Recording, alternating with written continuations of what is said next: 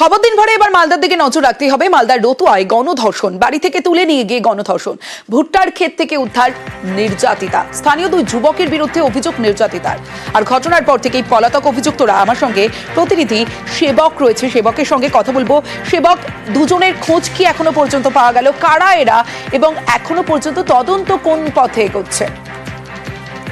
দেখো, এখনো পর্যন্ত অভিযুক্তদের খোঁজ পাওয়া যায়নি, তবে অভিযুক্তরা তো চিহ্নিত হয়েছে। কারণ কি, নির্যাতিতা নিজেই অভিযুক্তদের নাম প্রকাশ্যে এনেছেন এবং তারা এলাকারই যুবক এমনটাও জানা গিয়েছে। ইতিমধ্যেই পুলিশে অভিযোগ দায়ের হয়েছে, পুলিশ তদন্ত শুরু করেছে, কিন্তু ঘটনার পর থেকেই অভিযুক্তরা বেপাত্তা।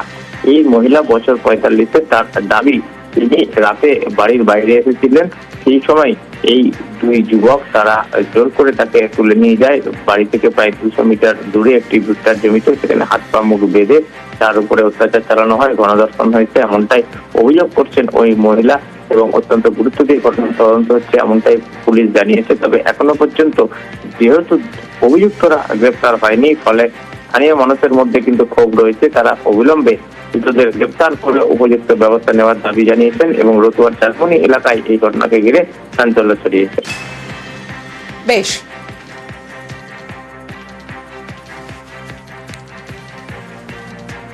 আমাকে ধরে লেগেছিল দুজন, টিউলের গোড়া ভালো বলে যে মুখ হাতে কাপড় ধরে দিয়ে ছটছড় করে টেনে নিয়ে গেল।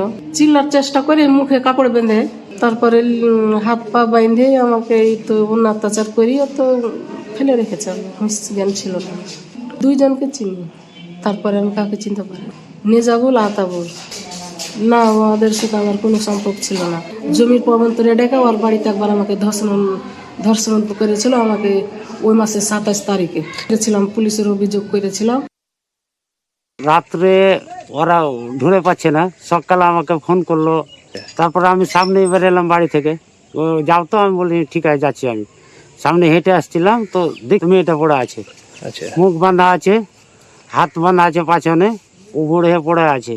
তারপরে এখান থেকে মেয়ে ছেলে গেল, আর বউরা গেল, ছেলে গেল, তারপর খুললো। তারপরে অনেকক্ষণ পর বলছে না জিন্দা আছে। তারপর প্রধানকে ফোন করে জানালাম, বলেছে উঠাও, উঠিয়ে আপনারা হসপিটাল করেন।